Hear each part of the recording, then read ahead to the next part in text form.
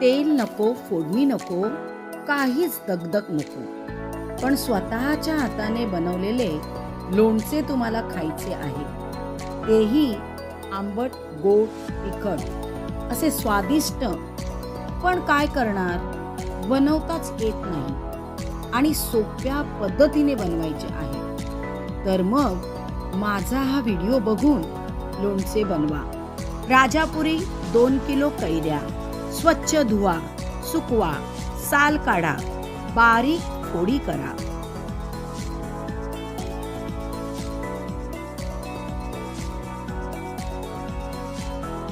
एका टोपात घ्या. हळद, मीठ लावून रात्रभर ठेवा. दुसऱ्या दिवशी त्यातले पाणी काढा. चाळणीवर काढून 10 ते 15 मिनिटे तसेच ठेवा.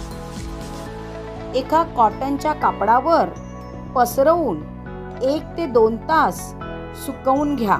थोड्या वाळलेल्या कैऱ्या एका टोपात घालून घ्या. त्यात कोणताही कैरी लोणचे मसाला संपूर्ण पॅकेट त्यात टाका. 1 ते 1.5 किलो गूळ खिसून चवीनुसार तुमच्या त्यात मिक्स करा. चांगले एकजीव करा. बघूनच ते लोणचं खावंसं वाटतं.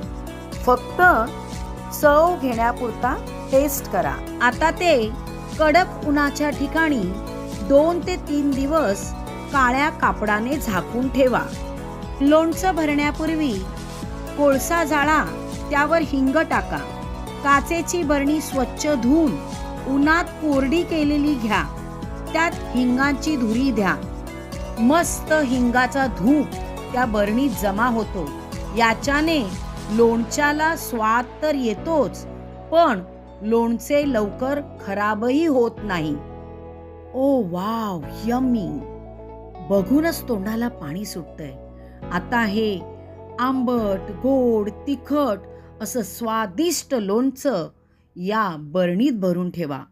वर्षभर याला काहीच होणार नाही. लोणचे जितके मुरेल तितके अधिकाधिक स्वादिष्ट होत जाईल. आहे की नाही अगदी सोपी पद्धत? एखादी छोटीशी कैरी आणा आणि बनवून तर बघा. नक्कीच तुम्हाला हे लोणचं आवडेल. ना तेलाची फोडणी, ना तेल, काही कटकट नाही आहे.